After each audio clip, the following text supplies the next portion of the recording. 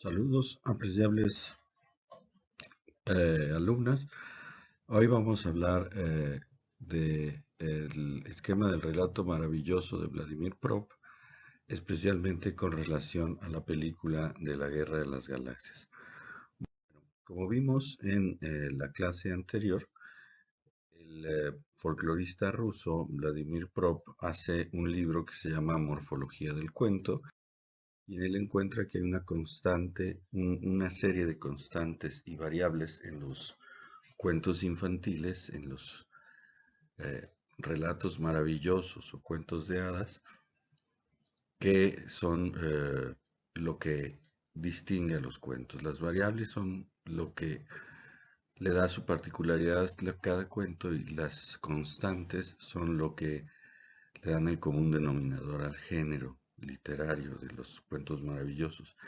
Entonces vimos que las constantes son primero 7 roles dramáticos o dramatis personae. Insistimos mucho en que los personajes no son lo mismo que los roles. Y después vienen las funciones, son hasta 31 funciones. Primero un prólogo y una sección preparatoria, después la acción, viene la sección narrativa, que se compone básicamente de 3 actos, y entonces este algoritmo, esta fórmula, es la que compone el esquema del relato maravilloso de Vladimir Prop. Bueno, pasemos a cómo se aplica este esquema en la Guerra de las Galaxias. ¿Sí? En 1977, yo tenía 7 años, se estrenó la Guerra de las Galaxias, y la cinta tuvo un impacto muy profundo en la cultura popular y en la industria cinematográfica casi de inmediato. Se hacían filas enormes para ver la película, pero eso no es lo interesante, es que se hacían filas para volverla a ver, ¿sí? Sobra decir que a la generación de un servidor, a los niños de mi edad, nos pegó durísimo, como decimos acá, nos pegó con tubo, nos encantaba, y la mayoría de nosotros quería jugar o quería hablar sobre la Guerra de las Galaxias, ¿sí? Y nos gustó tanto la cinta a los de mi generación que cada año volvían a estrenar la Guerra de las Galaxias en cine, y cada año volvía a llenar los cines. Si llegaba el verano, sabías que iban a volver a poner Star Wars y la íbamos a volver a ver, ¿sí? Antes de que surgieran las videograbadoras y las videocintas, mi hermano y yo llegamos a entrar a un cine para ver la película al menos 50 veces. Mm, Cuando llevábamos 50 y algo, 55, 56 veces de haber visto la película, llegó a nuestras vidas la videocasetera. Fue lo primero que conseguimos, la Guerra de las Galaxias, y ahí perdimos la cuenta de cuántas veces la vimos, ¿sí? Nosotros teníamos ganas de más Star Wars, pero esa sola cinta era todo lo que había de Star Wars, ¿sí? Y no había nada que se le pareciera. El género espacial en cine, lo más cercano era Odisea Espacial 2001, que es una película aburrida para adultos, desde la perspectiva de un niño de 7 años. Y en ciencia ficción de aventuras, lo más logrado y lo más cercano que había era El planeta de los simios, que está lejísimos en temática y estética y eh, todo, ¿no? Entonces, como en todo gran éxito en taquilla, y sabiendo que el público quería más, no tardaron en surgir montones y montones y montones de imitaciones. En las caricaturas los héroes traían espadas láser, aunque no venía a cuento. Hasta me acuerdo que en las de los super amigos Batman y Robin sacan una espada láser, ¿no? O sea, lo que fuera de la Guerra de las Galaxias era como éxito garantizado, ¿no? Y dado que George Lucas, que es el que dirigió la película y el que la escribió, abiertamente lo empezaron a entrevistar, y pues estaba recién estrenado en el éxito y pues con toda la ingenuidad del que no sabe de eso, sí, en las entrevistas, sí, afirmaba que se había inspirado en las películas de las matinés de su infancia, como por ejemplo las de Flash Gordon, que eran una serie, ¿no? Las matinés antes de que hubiera televisión eran capítulos cortitos de media hora, con baja producción, y se quedaban en continuación, y la semana que seguía volvías a saber en qué continuaba, ¿no? Pagabas por ver las series en las matinés. Y en las películas de peleas aéreas de la Segunda Guerra Mundial, ¿no? Porque en estos combates aéreos que hay entre las naves espaciales, pues se inspiró en estas películas. Incluso en los especiales que hizo de detrás de cámaras, ¿no? Mostraba pedacitos de, mira, nos inspiramos en esta película. Y los estudios Universal eran dueños de esas películas, ¿sí? Y originalmente Lucas creía que ellos, como habían producido Flash Gordon y habían producido esas películas de escenas de guerra aérea, él creía que a él le iban a producir su película y les pidió que le produjeran su película, pero se negaron y lo mandaron a freír espárragos. Y entonces pues se tuvo que andar tocando puertas y finalmente la 20th Century Fox fue la única que le aceptó el proyecto, pero le castigó mucho, le quitó prácticamente todas las regalías. George Lucas dijo, yo me quiero quedar con las regalías de el merchandising, lo que le decimos aquí, la parafernalia. Sí, juguetitos, pósters, libretas, impresiones de los personajes en lo que te puedas imaginar, chicles, loncheras, camisetas, etcétera. En aquel entonces el merchandising, la parafernalia, no era ganancia, era un gasto que hacías para promover una película. Entonces los de la 20th Century Fox le dijeron, muertos de la risa, ándale, pues quédate con eso. Y solo con el dinero que le entró de la venta de muñequitos y de parafernalia, tuvo dinero para continuar el proyecto y hacer la segunda parte, que se llamó El Imperio Contraataca. Y en esta sí ya se fajó muy bien y no le dejó tanto margen de ganancia a los estudios. Entonces ya a partir de ahí empezó a hacer fortuna. Pero los de los estudios Universal, cuando tuvo un éxito financiero enorme la cinta, pues ya se daban en la cabeza, ¿no? De el error que habían cometido al despachar al joven director con su proyecto raro. Y entonces, como habían visto que Lucas citaba las películas de ellos explícitamente, se animaron a plagiarlo descaradamente, pero descaradamente, lo plagiaron descaradamente. Y entonces dijeron, pues si él nos demanda por plagio, nosotros lo demandamos a él. Y así fue, ¿sí? El plagio fue tan descarado que George Lucas demandó a los estudios Universal de plagio. Los estudios Universal lo demandaron por plagio a él, ¿sí? El juicio se empantanó y quedó tablas, como dicen en ajedrez, empatado, es decir, se anuló el juicio. Entonces nada para nadie. Sin embargo,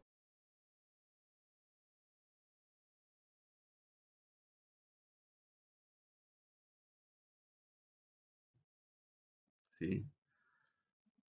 Los estudios Universal no se contentaron con hacer una cosa de una sola vez, hicieron una serie de televisión y así surgió Galáctica, astronave de combate. Galáctica fue una serie de televisión que duró 2 años al aire. 1978, es decir, el año siguiente después del éxito de la Guerra de las Galaxias, y 1979. Y además, ¿sí? Cada, cada temporada de la serie de televisión fue acompañada de un largometraje que se proyectó en el cine. Entonces fue una serie de televisión y dos largometrajes, ¿sí? Iba acompañada también con toda la parafernalia que acompañó a Star Wars. juguetes, camisetas y demás chucherías de los personajes. Pero además, nos sobra decir que los de los estudios Universal, pues eran unos estudios, no un productor independiente como Lucas. Entonces no tenían una limitación presupuestaria, ¿sí? Y le metieron dinero, pero a lo bestia, porque sentían que tenían el éxito garantizado. Y de hecho recuperaron la inversión con creces, tuvieron ganancias, ¿sí?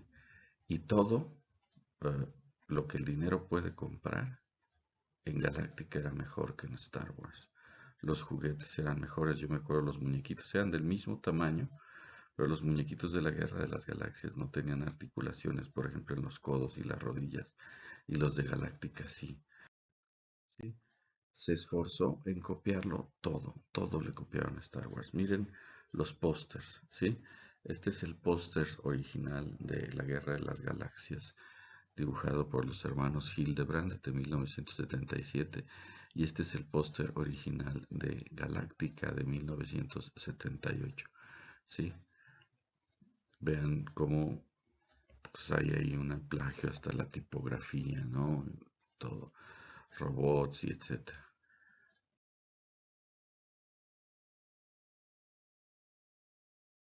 Miren, en la Guerra de las Galaxias, para el papel del mentor del héroe, hay un actor famoso y premiado internacionalmente de cerca de 60 años que da un soporte actoral y un nombre de prestigio a un elenco de jóvenes actores. En este caso es Alec Guinness, quien hace de Ben Kenobi.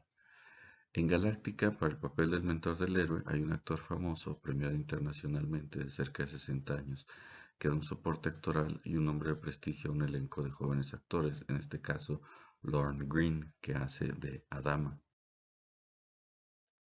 En Star Wars hay un joven héroe rubio con un nombre que hace referencia a los cielos, Skywalker, que lo suelen traducir como trotacielos o caminacielos, ¿no?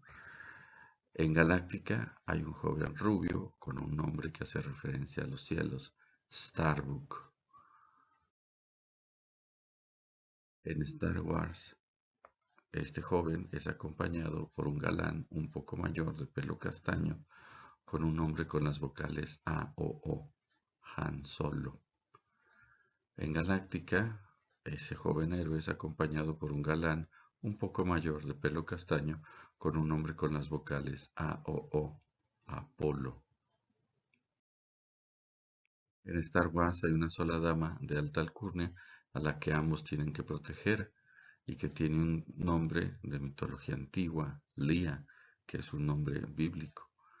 En Galáctica hay una sola dama de alta alcurnia a la que ambos deben de proteger, que tiene un nombre mitológico, en este caso de la mitología griega, Atena. ¿Sí? En Star Wars hay un robot que en lugar de hablar hace ruidos y que tiene un nombre con un 2 y adentro trae un enano, R2D2, R2D2. ¿Sí? En Galáctica hay un robot que en lugar de hablar hace ruidos y que tiene un nombre con un 2 y trae a un chango adentro, Mufit 2.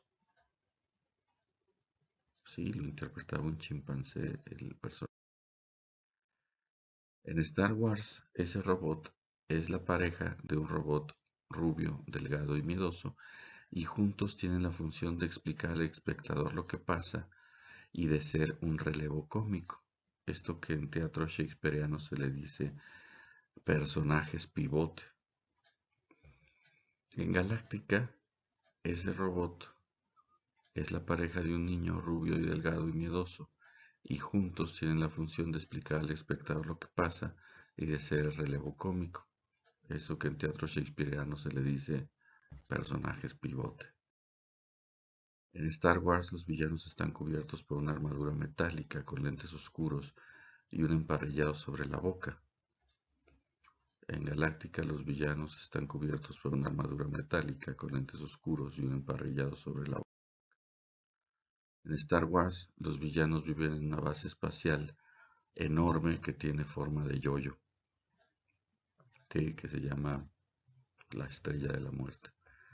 Y en Galáctica los villanos viven en una base espacial enorme con la forma de un yoyo de mariposa, pero finalmente un yoyo. Aquí vemos la imagen de la base espacial vista de perfil, ¿no? Que al centro tiene un corte y aquí está vista desde arriba, ¿sí? Pero finalmente los malos viven en un gigantesco yoyo volador.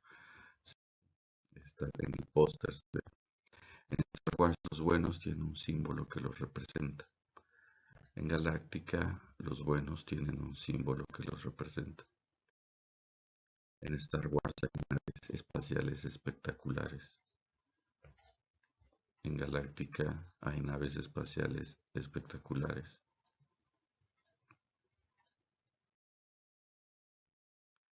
Hoy la mayoría de la gente sabe qué es Star Wars y reconoce a alguno de sus personajes aunque no hayan visto ninguna de las películas.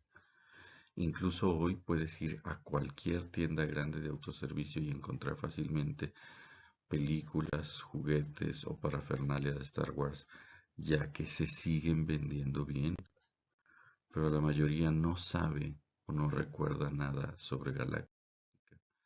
Incluso hoy los fans de Galáctica se preguntan por qué. Miren esta página web, ¿sí? ¿Qué le faltó? Bueno, yo como niño y mi hermano y mis amiguillos teníamos ganas de más Star Wars, pero como lo que había en la televisión era Galáctica, pues veíamos Galáctica y pues nos gustaba, pero no nos encantaba, ¿no? Incluso tenía un vecinito que tenía una familia que tenía los medios para ir y venir a Estados Unidos y le traían juguetes de Galáctica y eran muy padres, eran muy bien hechos, pero los usaba para jugar la Guerra de las Galaxias. Después de 2 temporadas en la televisión y 2 largometrajes, yo no lograba involucrarme emocionalmente en la trama, no lograba identificarme con los personajes, ¿sí? De preocuparme cuando les iba mal o de emocionarme con ellos. Se metía en un problema Starbucks y yo decía, ándale, qué bueno, para que se le quite. Pero va una hora de la Guerra de las Galaxias, no una temporada de la serie. Una hora cae en el triturador de basura y yo me angustié muchísimo cuando los iba a aplastar, ¿no? Entonces, yo como niño notaba que Star Wars tenía algo que Galáctica no había sabido copiar, ¿sí? ¿Pero qué? Parece que lo habían copiado todo, descaradamente. Láseres, peleas, viajes estelares, eh, fondo musical con una orquesta completa, temática, tipografía, todo, lo habían copiado todo. ¿O no? Seguramente había algo que no, porque la Guerra de las Galaxias tuvo éxito y Galáctica no tuvo éxito. Bueno, si a los estudios Universal no les dio la cabeza para saber qué es lo que no supieron copiar a Star Wars, que había sido la clave de su éxito, a mí, como un escuincle que era, pues mucho menos, no tenía idea. Había un misterio ahí, algo tiene la Guerra de las Galaxias que Galáctica no tiene. Tuve que esperar hasta que en la universidad estudié semiótica para descubrir algo, ¿sí? Que es más que las ambientaciones, los peinados, los efectos especiales, el, eh, el elenco, los presupuestos, qué es lo que se necesita para hacer que una historia sea exitosa. Y eso es la estructura narrativa, que la historia esté bien contada, ¿sí? Y entonces, volviendo a ver las entrevistas de George Lucas, me di cuenta que eso le quedaba claro desde que hizo la primera. Él habla mucho del libro de Campbell, de El héroe de las mil máscaras, que es un libro que les recomendé. Y así es, lo que estaba perfectamente desarrollado en Star Wars y en Galáctica no era el esquema del relato maravilloso de Vladimir Prop. Galáctica no sigue al pie de la letra el esquema del relato maravilloso de Vladimir Prop y la Guerra de las Galaxias sí. Si no han hecho su tarea, este es el momento de detenerse, porque lo que sigue les va a echar a perder, les va a restar mérito a qué es lo que tenían que haber contestado, porque es justamente lo que vamos a ver.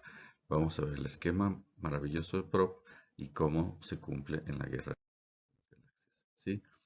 En azul vamos a tener ah, lo que dice el esquema maravilloso de Vladimir Prop y en negro la manera en que se cumple en la guerra de las galaxias. ¿Sí? Entonces los dramatis personae o roles dramáticos en la guerra de las galaxias son los siguientes. El héroe, por supuesto, es Luke Skywalker, el güerito este que es granjero espacial. El agresor, el que trata de evitar que el héroe cumpla su misión, es Darth Vader, ¿sí? El grandote este vestido de negro. El mandatario, quien le da la misión al héroe, es el mensaje de la princesa que está grabado en el interior de Arturito. ¿Sí? Se pronuncia como si fuera Arturo, Arturo pequeño, Arturito, pero es R2D2, R2D2, ¿sí? El robot. El donante, el que le da al héroe lo que necesita para animarse en la aventura, es Obi-Wan, el viejito, el ermitaño que se encuentra ahí en las dunas de arena, que resultó ser caballero Jedi y que había conocido a su papá. El auxiliar o los auxiliares, ¿sí? Son Han Solo, Chewbacca, los robots y bueno, el halcón milenario, la nave en la que viajan y toda la cosa. Y la princesa viene siendo pues la princesa, aquí literalmente es una princesa, la princesa Lía, ¿sí? Y no hay falso héroe, entonces toda la subsección del falso héroe en las funciones pues va a estar omitida, ¿sí? Eso se lo sabía. Ahora, la guerra de las galaxias, vemos el siguiente esquema. Prop nos dice que primero hay un prólogo, es decir, una situación inicial que no es verdaderamente una función, porque no es algo que pasa, sino lo que pasó antes de que inicie la historia. ¿Sí? Les decía yo que es como poner el tablero en donde se va a jugar. Y en la guerra de las galaxias esto se cumple con el prólogo, que son unas letras que se pierden en el espacio, un efecto de perspectiva. ¿Sí?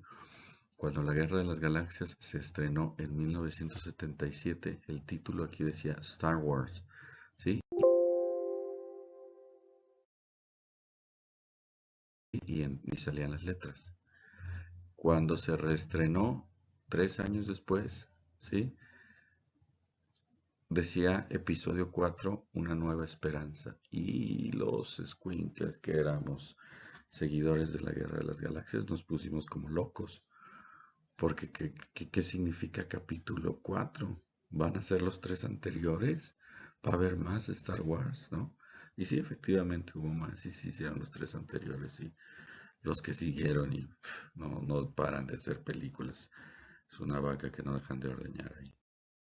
Bueno, ahora, dice el esquema de Prop, ausencia, uno de los miembros de la familia se ausenta del hogar. Puede que ustedes hayan notado una de estas dos ausencias, ¿sí? La primera y más clara es que la princesa Lía se encuentra fuera de la casa real de la familia Organa del planeta Alderaan, ¿sí? Destruyen su planeta, pero esa no es la que mejor casa con el esquema, ¿sí? La otra es como la que sí, no es que esta no esté bien, si pusieron esta está bien, pero la otra tiene más peso narrativo, que es la ausencia del padre de Luke, a cuya desaparición ronda el misterio, ¿no? Cada que pregunta, el tío le dice, no pregunte por su papá, ¿no? Y después resulta, le dice Ben Kenobi que no es lo que el tío le hizo creer, sino que había sido un caballero Jedi, el que lo había matado Darth Vader y no sé qué tantas cosas, ¿no? Bueno, se le dirige una prohibición al héroe. Esto dice el esquema de Prop, ¿sí? Y el tío de Luke le dice, le prohíbe, no, ya no preguntes sobre tu padre y olvídate de Ben Kenobi. No busques a Ben Kenobi, ¿sí? Se le prohíbe a Luke indagar sobre Ben Kenobi, porque el robot trae el mensaje a la princesa Leia que dice, ayúdame, Obi-Wan Kenobi, ¿no? Y entonces él le dice al tío, no conozco a un Obi-Wan, pero el viejo Ben Kenobi sé dónde vive, ¿no? voy a preguntarle. Y le dice, no, no vayas, olvídate de él, no te le acerques. ¿Sí? Y dice el esquema de Prop que la prohibición es violada, hay una transgresión. Luke la viola, no por mala persona, accidentalmente.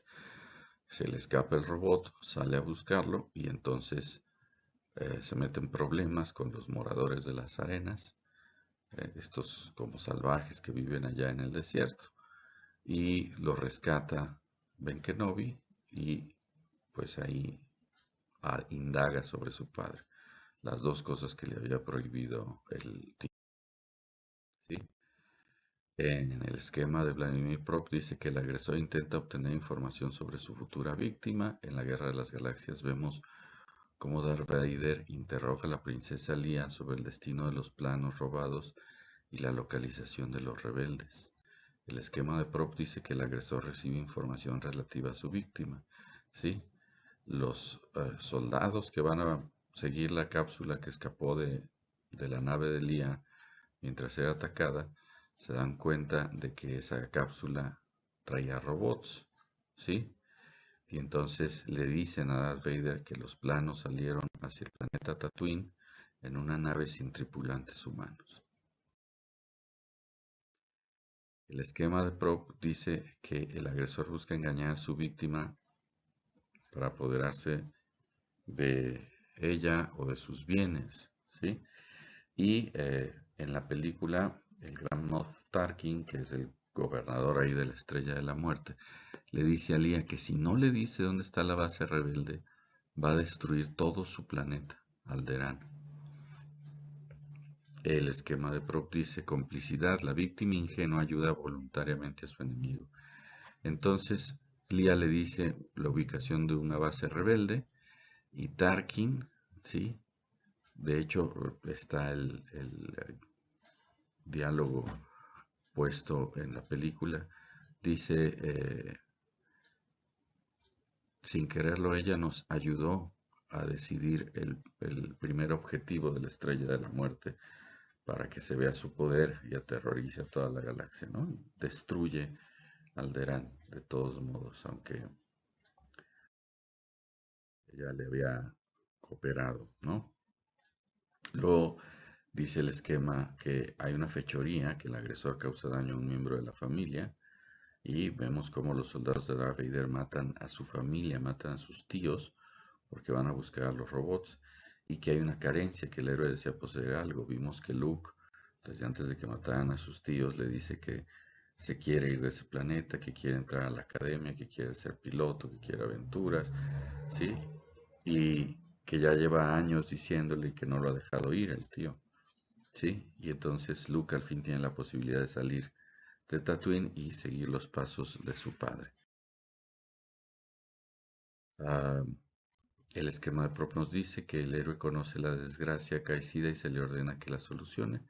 Kenobi le asevera a Luke que va a necesitar su ayuda para rescatar a la princesa. Hay un principio de acción contraria, ¿sí? En donde todo indica que el héroe no debería de aceptar, pero termina aceptando. En la Guerra de las Galaxias, Luke le dice, no, yo no puedo ir contigo porque tengo que quedarme con mis tíos, pero como se da cuenta de que mataron a los tíos, entonces, bueno, entonces acepta acompañar a Ben Alderaan.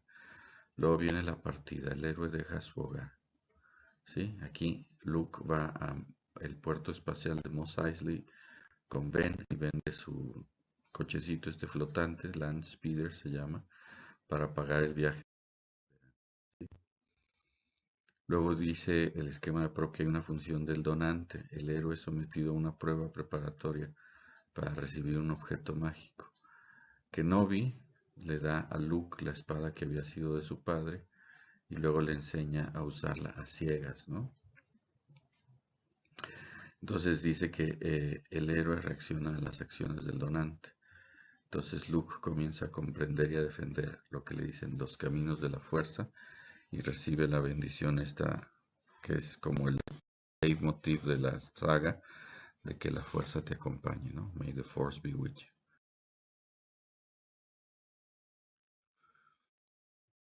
Entonces Luego nos dice el esquema de prop que el héroe recibe un auxiliar mágico y es puesto a su disposición. Vemos que Luke se queda con los robots que había comprado su tío y conoce a Han Solo y a Chewbacca y a su nave, el famoso halcón milenario. Luego de un desplazamiento, el héroe llega o es transportado cerca del objeto de su búsqueda. Ellos van a entregar el mensaje que trae el robot a Alderaan, ¿sí? Y llegan a las inmediaciones de lo que fue el Alderaan porque está destruido y se encuentran con la base espacial, la Estrella de la Muerte, en donde está el objeto de la búsqueda de Luke, que es la princesa de la que está él ahí hechizado, ¿sí? Luego dice el esquema de prop que hay un combate en donde el héroe y el agresor se enfrentan, ¿sí? Entonces Luke y todos los que van con él luchan en la Estrella de la Muerte contra los imperiales, ¿sí? Para escapar y rescatar a la princesa Leia. El esquema de prop dice que el héroe es marcado y aquí vemos que Luke presencia la muerte de Ben Kenobi y que a partir de allí Ben Kenobi empieza a hablarle a Luke. Luke lo oye como una voz interior. Para nosotros es lo que en cine se le dice una voz en off, ¿sí? No vemos en la pantalla quién la pronuncia. Y esto concuerda con lo que les había yo dicho en la clase anterior, que la marca del héroe suele ser, como decía Carl Gustav Jung, una superación del complejo de Edipo mediante la muerte simbólica de la figura paterna, ¿sí? Luego, uh, el esquema de prop dice que hay una victoria, el agresor es vencido, ¿sí? El halcón destruye a las naves imperiales que lo vienen siguiendo y pues ya vencen. Y luego viene una reparación del daño o carencia colmada. Luke está feliz porque ya tiene nuevos amigos, salió de Alderaan, ya anda en naves espaciales y la princesa nuevamente está a salvo. Y hay un regreso del héroe a casa, ¿sí? Leia es entregada en una de las lunas de Yavin y se planea el asalto final a la estrella de la... Luego viene persecución, el héroe es perseguido, vemos que en la trinchera de la estrella de la muerte todos los rebeldes van cayendo uno a uno, los va matando los imperiales, especialmente Darth Vader, quien va persiguiendo a Luke y está a punto de matarlo. Dice el esquema de Vladimir Prop que el héroe es socorrido y en el último momento llega Han Solo a rescatar a Luke. Viene la nave de Darth Vader al centro con dos naves de escolta. Destruye una nave de escolta. La otra, por evitar ser destruida, choca con la nave de Darth Vader. Y Darth Vader sale volando a la deriva y sin control su nave, ¿no? Al final vemos que la controla y sobrevive, pero por lo pronto el héroe sobrevive, ¿no?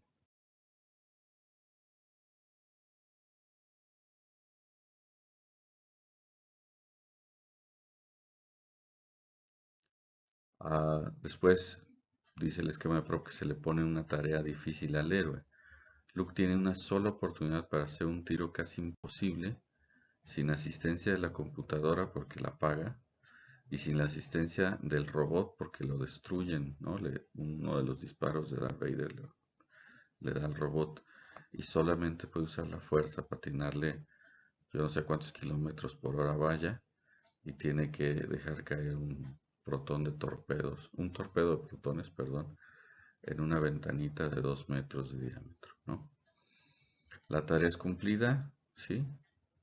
Entonces vemos que el héroe consigue destruir la estrella de la muerte con un tiro excepcional. El diálogo en la película dice que es un tiro de uno en... ¿sí? Después dice el esquema que se llega de incógnito y que el héroe gana otro reino, regresa a su casa y llega al palacio de un rey extranjero donde se contrata. Vemos como Luke regresa como un piloto más, ¿sí? Pero acaba siendo un héroe de la Alianza Rebelde, ahí en la luna de Yavin.